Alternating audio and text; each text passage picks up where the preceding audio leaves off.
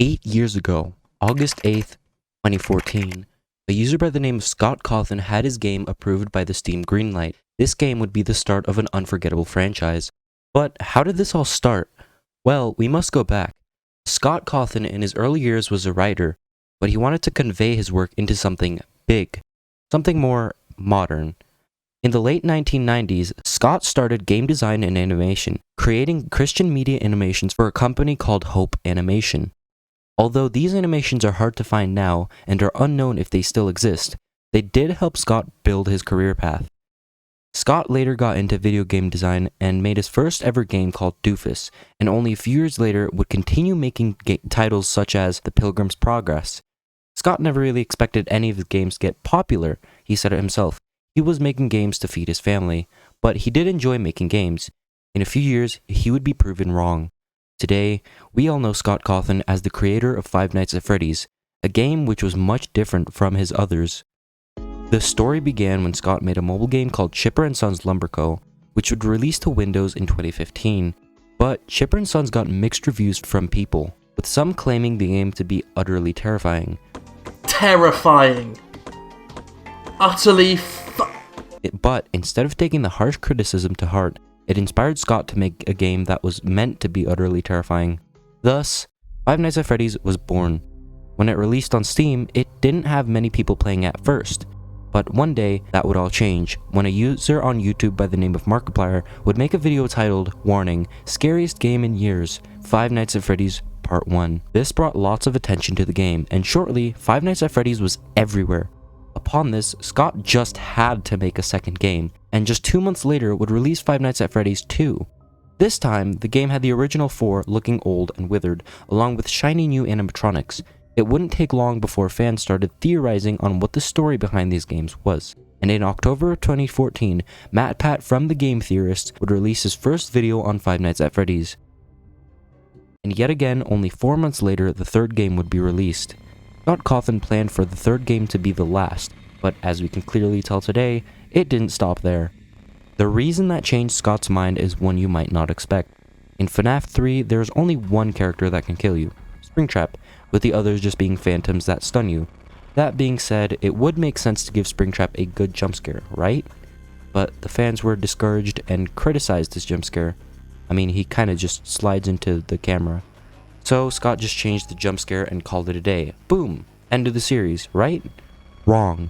We may never know why Scott didn't just do that, but personally, I think he just didn't want to end the series on a bad note like that.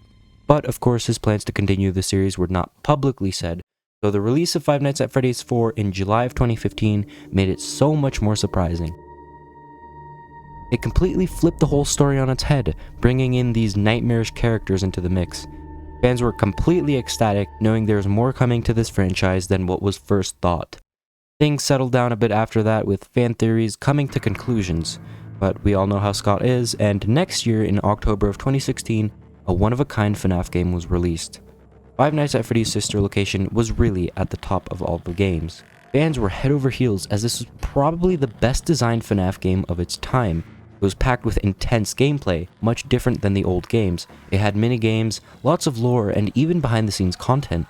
Proving that Scott had more in mind with the series, fans were excited to see a new addition, and a year later, in December of 2021, they got just what they asked for. Freddy Fazbear's Pizzeria Simulator released for free on Steam, and the gameplay was very different from the other games. Sure, Scott decided to keep the sit and survive theme FNaF was originally known for, but he decided to mix it up a little, by giving it a fun atmosphere. In FNaF 6, you were able to design your own pizzeria, but of course with the risk of bringing unwanted guests over that you have to fend off in the office phases in the game. This of course brought many new people to the community.